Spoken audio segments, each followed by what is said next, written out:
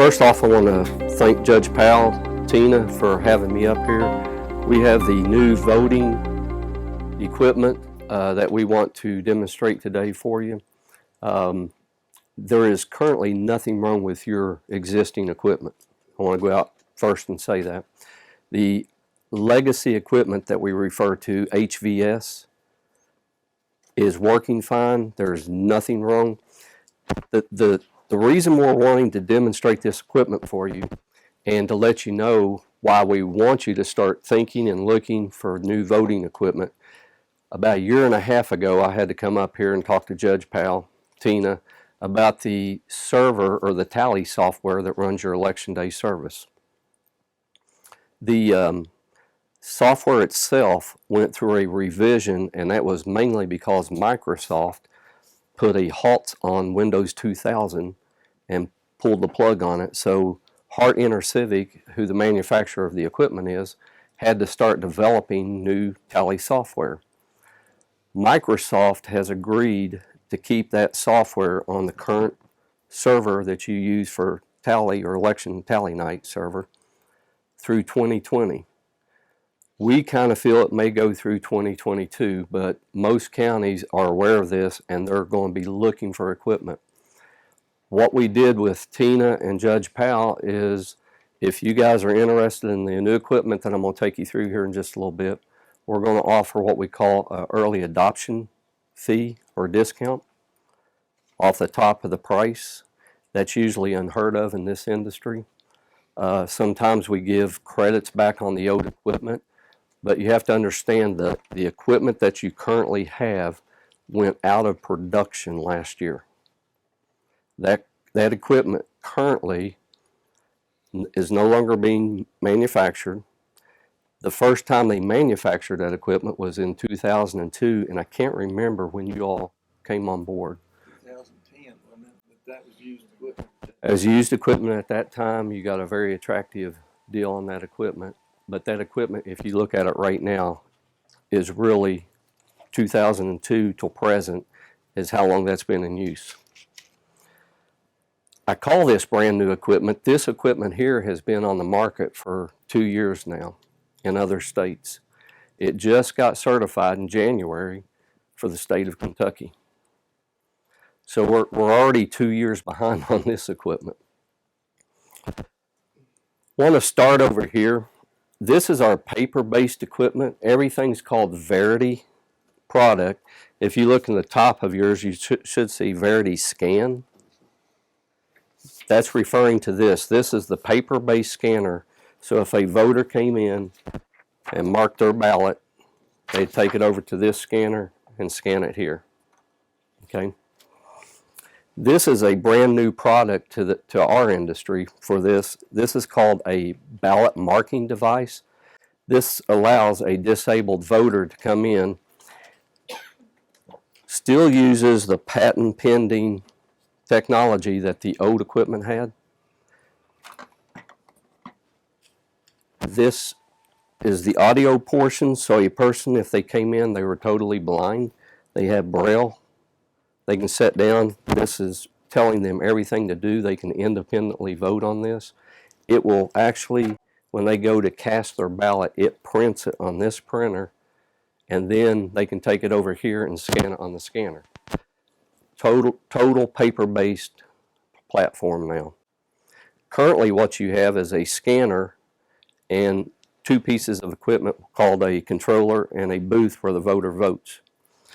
That is referred to over here on this line as a DRE equipment, digital recording equipment, controller, and a booth where they can come over and vote.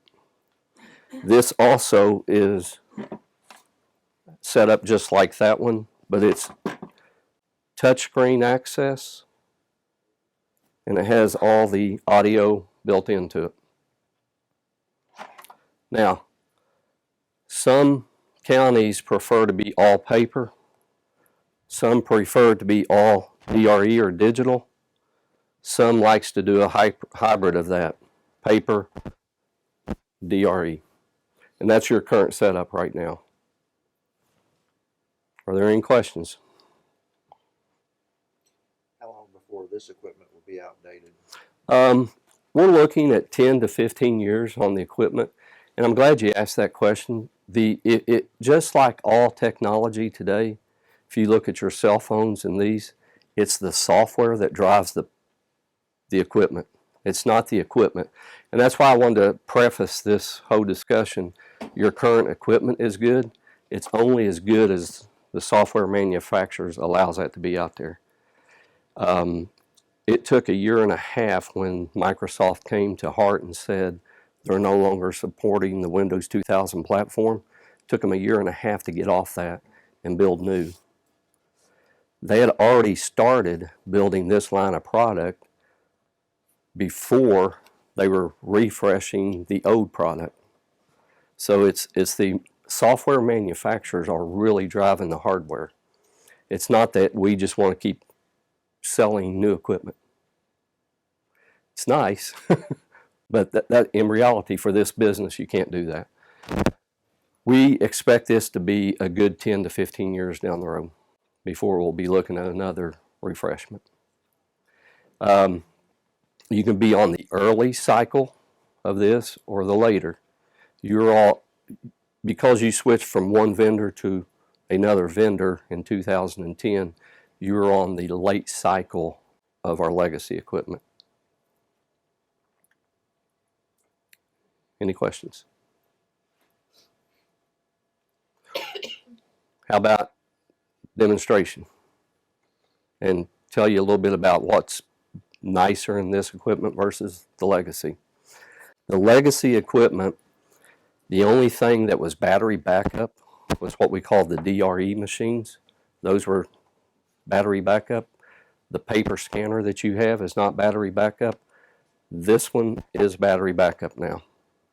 It uses a lithium battery, goes into a rechargeable pack, and they can be recharged. They have a good 3 to 4 year shelf life on them. If any of you realize or know about the equipment that you have, the battery packs in the old equipment was not rechargeable. They were D-cell batteries that are fused together. If they're not checked often, they can leak just like a flashlight battery, which has caused some damage to units before. But that's why we have a good tech on hand, and, and we come up and look at those things, make sure the battery packs and everything's good. This battery pack and this one, you can actually take the lid off the back, hit a button. It tells you what the life of it is, how much capacity, and about every 3 to 4 years you're going to have to replace them. But they last a lot longer than the old ones. If you noticed on the front of this, the flashing green lights, those are landing lights. Your old scanner that you were using, we had a problem or a design flaw in it. A lot of the voters would try to come in and slide it underneath because they didn't know where to place their ballot. So we would find on election day or after election day ballots under there that never got scanned.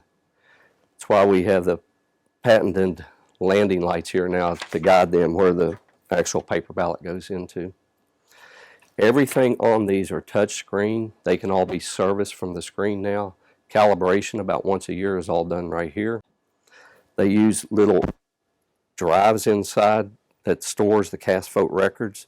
So on election night, all they have to do is pop that drive out, bring it over, plug it into a USB port on the server, and it'll read instantaneously. Plain English. If you had on your old paper ballot machine, if a voter overvoted one of the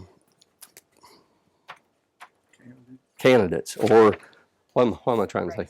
Races, thank you. One of the races were overvoted and it spit it back out. It would say contest overvoted. Most voters don't really understand what that means. Okay? Now it says to them plain English, it will say you made too many choices. So everything's plain English on these.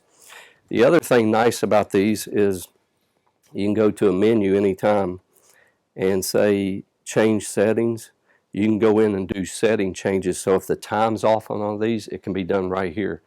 The way that time got set before, we had to hook a laptop up to your machine to actually change the time on it. Now it's all touchscreen and can be done right here. The backdrop or the screen that the user interface sees. They can change the volume level over here when they're voting. If it's too low, too loud, changes right on the screen. They can change it from black background with white lettering or white background with black lettering. Or they can do full color as you see right here. So they made a lot of improvements on this from the other one. They took some things that were really good with the other device, brought them into it, but then they've changed the whole platform. All of this equipment is the latest secured equipment. It's VVSG, which is Voluntary Voting Standard Guidelines, 2005. We are currently the only manufacturer that has the highest level standard of VVSG 2005. The other vendors will have 2005 certified equipment, but all they did was took their old equipment and revamped the firmware in it to meet the bare minimum 2005 certification level. Yes? When you're talking about Ross on calibrating that, the HARP would still come and do that? Yes. Okay. Yeah. We continue to support everything on this as we would your legacy equipment, but there are certain things like being able for the voter to go in and change the background or the volume. That wasn't doable with the old system. The only thing you had was a volume indicator on here that they can move up and down. Now it can all be done from the screen. If a voter's over there, they're having problems hearing, one of the poll workers could easily go over there and hit the menu button and just change the screen format. And they're all done right here. There's an audio button right there. The speed, the volume, raise it, lower it, turn it off. Or you can go back and do contrast, as I was telling you about. Full color. There's white with black lettering, black with white lettering. And turn the font size, make it really large or medium or small. So all that's done right on the screen. Okay. You have ink pens in front of you. I'll let a few of you just mark those up and show you how they scan.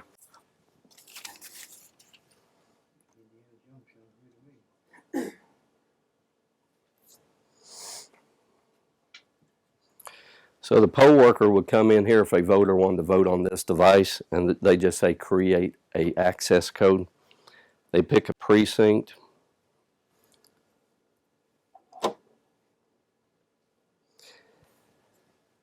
If for some reason the printer wasn't working, they just tap right there. It tells them what the access code, but they can go ahead and print it.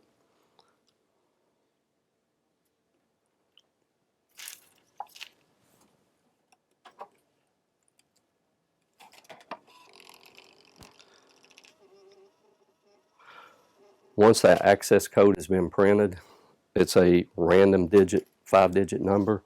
The voter would simply put that number in, 19700, say accept, and they start voting. There's a thing here that says begin voting.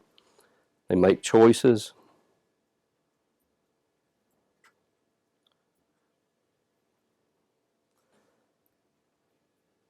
When they finish, they get a summary of how they voted. At any point in time, if they wanted to change, they can click on that race, go back and change it. They'll do it right on the fly.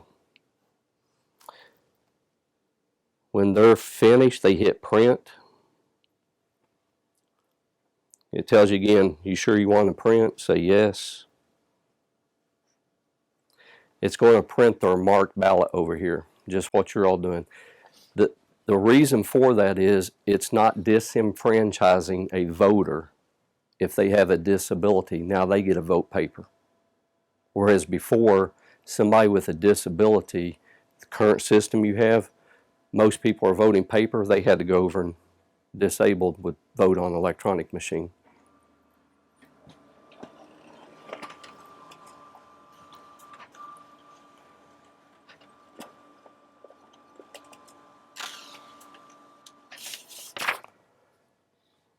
If you'll take a look at that, that will look just like those ballots that were done there.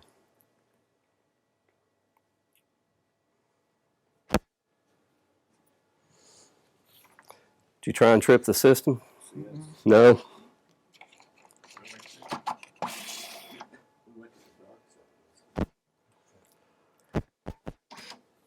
Now, when it processes, you get a flag that's waving saying your vote counted, and it drops in. There's something I haven't told you about this box, and if some of you have voted on your equipment before, the old box stands up about this high.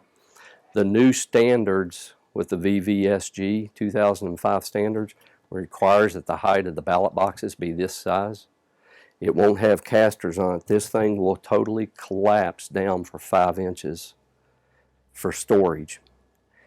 There's another thing I haven't talked to you about, which is transporting your current equipment out to the facilities. How do you all normally get them out there? Trailer. Okay. And you're storing them all in one room. It takes up a complete room. Every bit of this equipment folds down, collapses 30 pounds. This weighs about 15, 16 pounds, collapses 5 inches. The ballots down in there will fall into a bag. That bag can be pulled out, zipped, secured, locked, brought back. That can be collapsed. A poll worker can take every bit of this out in the trunk of their vehicle to the location where you're not having to transport it all on a trailer. And the storage cost is a lot less, saving space, and the transportation out and back. And that's true of every bit of this equipment. No matter which, whether you went DRE or paper, it all breaks down, folds down. Every bit of this came in the back of that van right there, just in the back row. So it's a lot less format on it, and the weight is a lot less than your current equipment. Okay, on this device over here, the controller, they would simply, poll workers would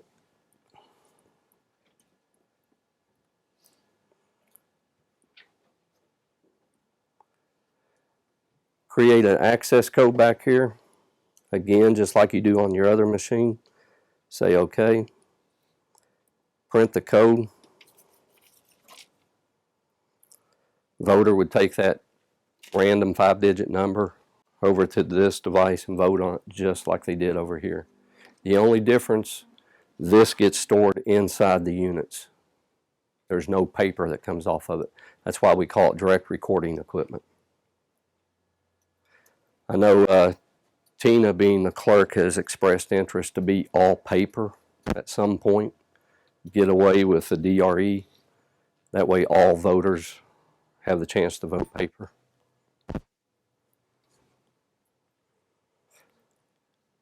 Anything else you'd like to? Any questions? Anybody want to come up and vote? Scan your ballots.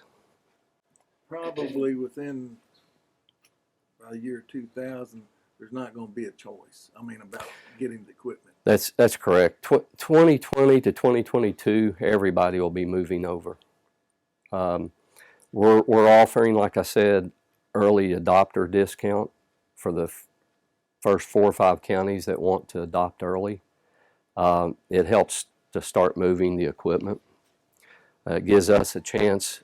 We wouldn't want 97 of the counties we have to go all at once.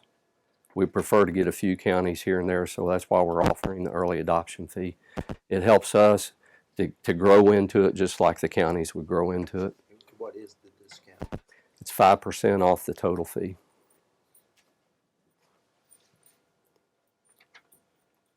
What kind of maintenance is on it? Maintenance?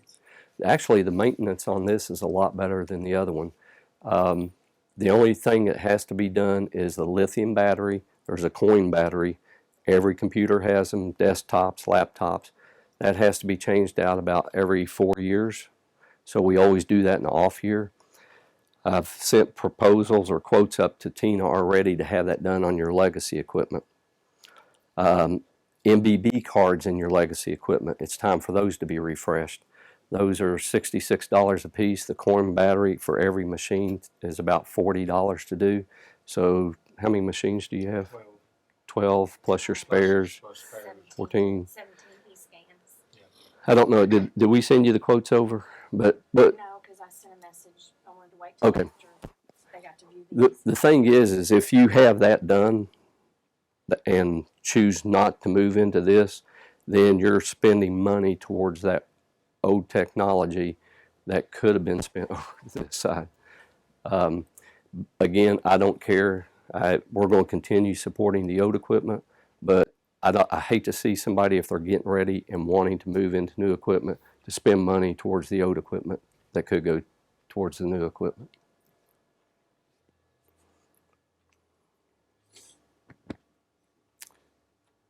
Anything else? Any questions? I want to see if it'll do that one. Okay. I guess I did try to. Okay. So you put X's in it? Yeah.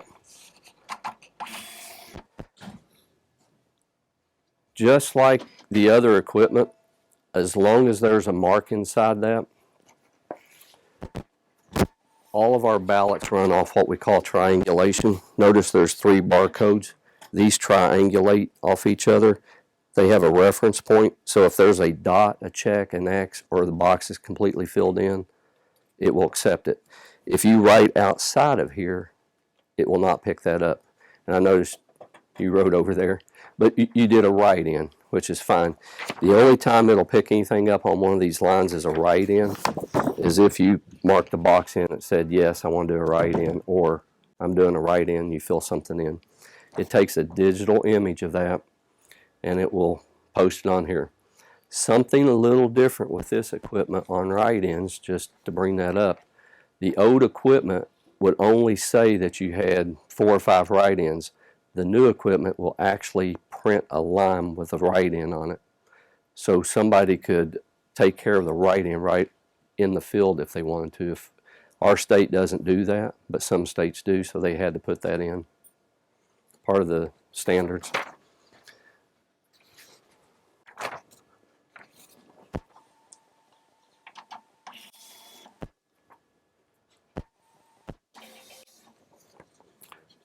Okay.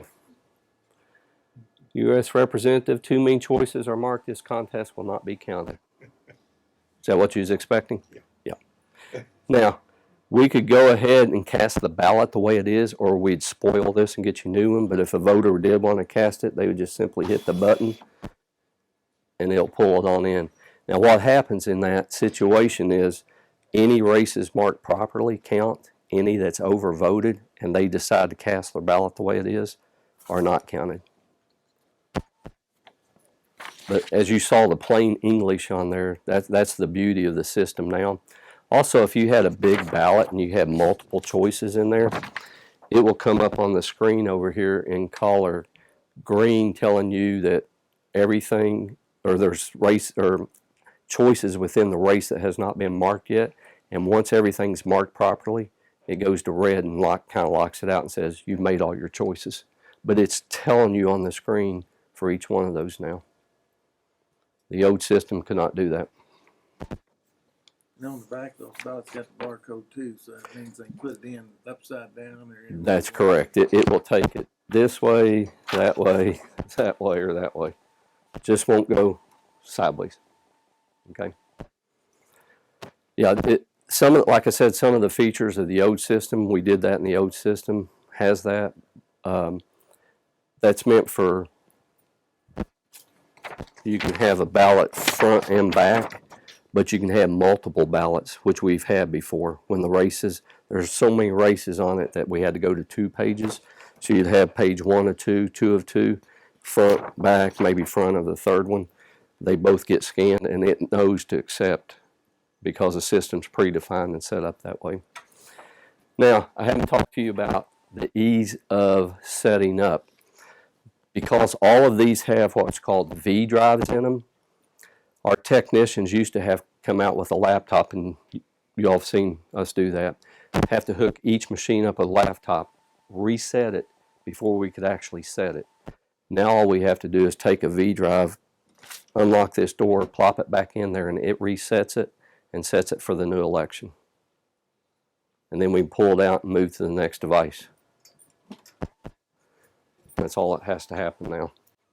So the ease of setup and loading your elections, if this was demo but also used in a precinct, we could actually do a demo on it for poll worker training, pull it out, put the election drive in it, and it's already set and ready to go for election day.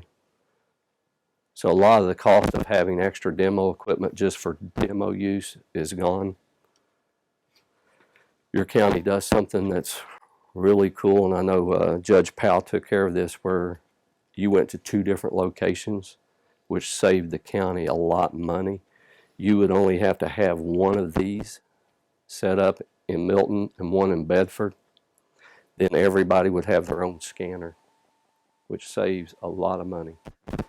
Because most counties, and I know Julie is here from Oldham County, you have to have one-to-one in every precinct. So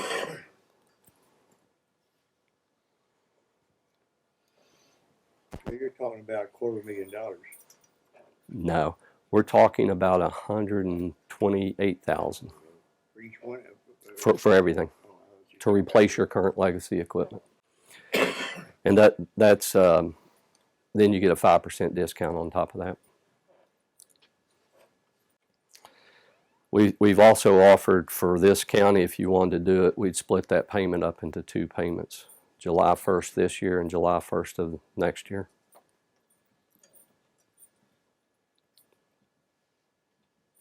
Interest free. Yes. Can I ask a question? Yes, sir. If I'm old and set in my ways like Barry here, Mm-hmm. and I go to that machine, how much different is it gonna be than the machines now? You talking about this one or the paper? No difference. You'll be handed a paper ballot. You go over into a private voting booth, mark it. The difference is it's going to be easier to come over here and see where to place your ballot, and it's going to scan. And if there's any issues with it, it's going to come up in plain English right on the front and tell you what's wrong with the ballot, why it's been marked improperly. The other ones just used to kind of spit it out with an error code, and even the poll workers were having trouble of what's happening. Well, this one comes right up on that 10.5-inch screen that says, here's what's wrong with it. Are the DRE machines ever put on the network? No equipment's ever allowed to be on the network. That's federal standards. They can't be tied to the, yeah, you can't be tied to the internet with any voting equipment. You made a comment earlier about batteries and off-year, change batteries and off-year. Mm-hmm. In Trimble County climate right now, we may never have another off-year. We don't have a lot of elections to see. Yeah, well, and what I meant by an off year is typically you have 6 elections in a 4-year cycle. This happens to be the year that normally you wouldn't have elections. However, there are a lot of wet, dry elections going on. We had 69 of them last year, and we've already done about 15 this year.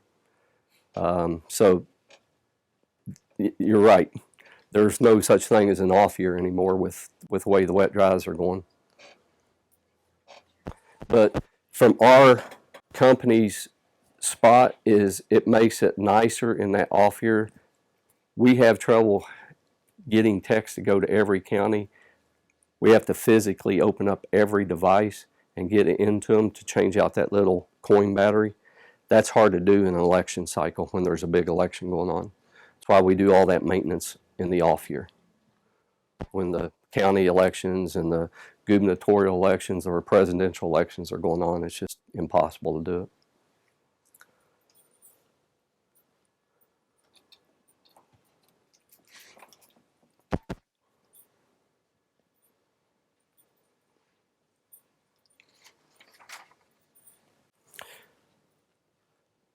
I did bring with me too.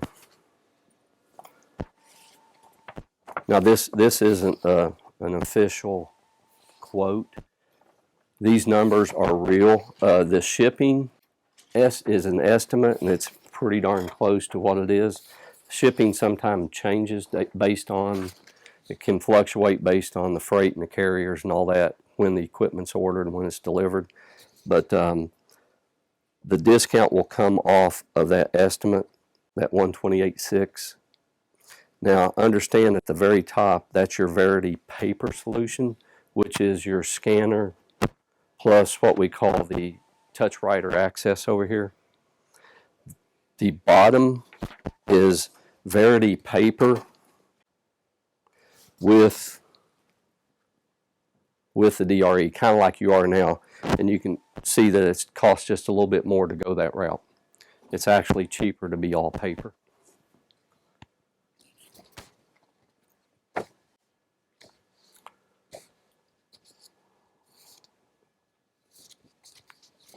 You furnish the printer, or is that a local? This? No, this is part of that bundle price, this printer. These are off the shelf. The paper that we use is off the shelf. This is off the shelf. The difference is because of VVSG, there are proprietary plug-ins on the back of these cables. So you just can't go out and buy these and they're going to fit into the back of these, because we had to adapt the back for proprietary cables on them.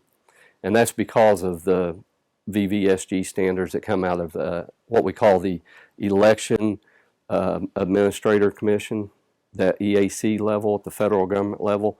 They require a lot more stringent security on everything, all the way down to the cabling that's going in. We originally, when they were started building these, was talking about everything being off the shelf that could be used off the shelf, but EAC said, no, you're not allowed to do that. And it's so somebody can't come in and actually hack into the system or do anything with it.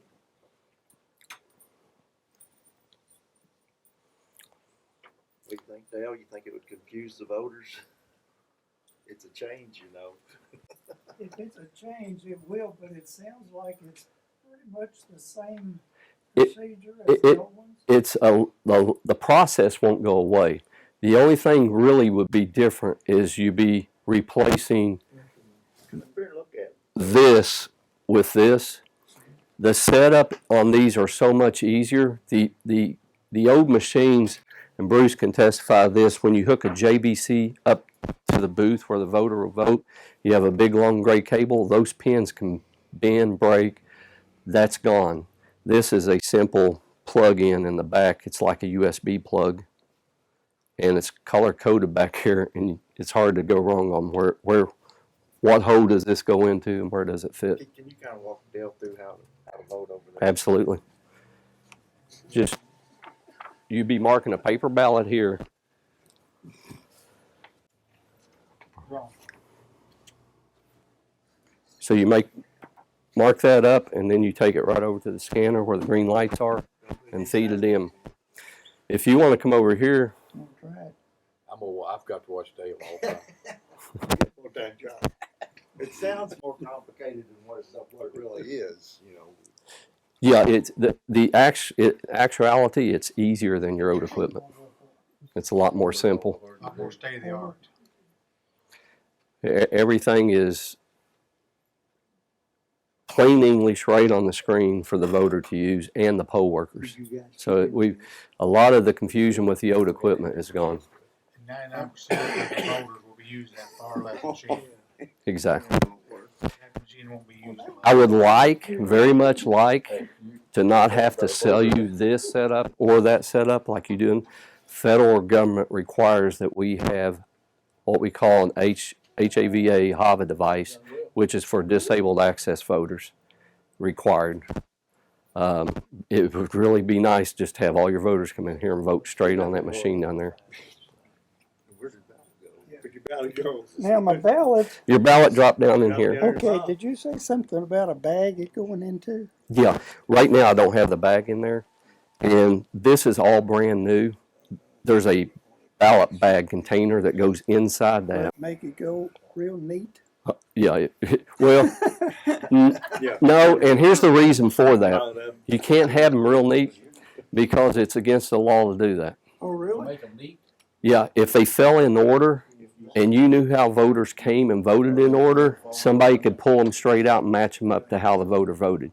That's why they don't allow those to go in neat. They want them to be Well, they do a real job on the Yeah, I know.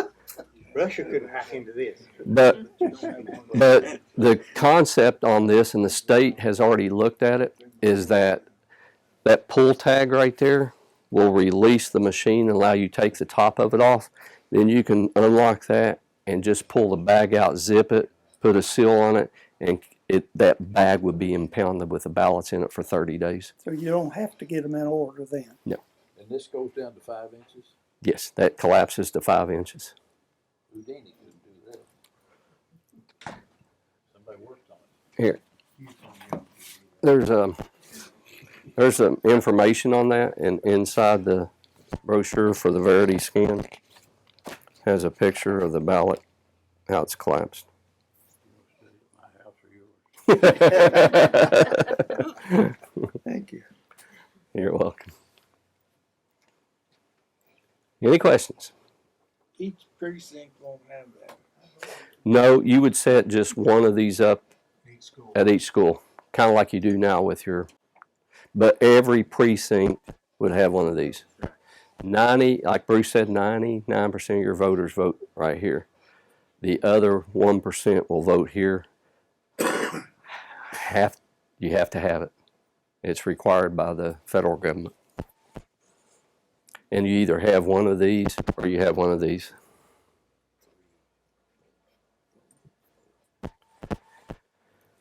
And the quantities, to help you understand why I built the quantities the way I did. If you look at the very top, I have 16 scanners. You have 12 voting precincts. You have an absentee, but in your absentee, you have to have two, one for mail-in and one for walk-ins. You also, on the 4, which would be 4 of these units, you have one at each location, Bedford, Milton, one for absentee and one spare. So you'll have 2 spare scanners in case something happened and one of these in case something happened. And that's about as bare minimum as you can go. The most counties, and just let you know this, when they originally bought the HVS equipment that you all purchased, did not buy spares. It was a huge mistake, because then they would go on election, and if there was any problems, that they were down. They finally got to where they have bought at least one spare on each side of the equipment. But you should always have spares for contingencies. You all did that with your legacy or the HVS equipment that you currently have. You bought spares. I think it can be cheaper, but if that machine goes down on election day and you don't have a spare, things start to pucker and get tight. That's correct. That's Which correct. happened this last election, and I had to load up an e-scan, which is the big tub. Took all 3 of us to load it up. I took it to Milton. Bruce and I got it out down there. We rolled it in. We actually fixed the machine so we didn't have to use it, but boy, was I glad to have that spare. I always recommend spares. And the rule of thumb on spares is usually 10% of your voting precincts. So with your voting precincts and absentees, two spares of those are good. You could go 1, but I'd prefer that you went 2. Just the comfort level knowing that you have the spares. I know you have about 6 or 7 spares for your county. But I have 39 precincts. Yeah. You got what, 70,000? That's 64,000. Believe you me, I told her, I said, don't ever change your voting situation, ever.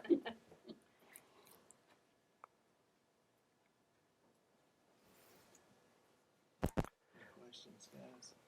No.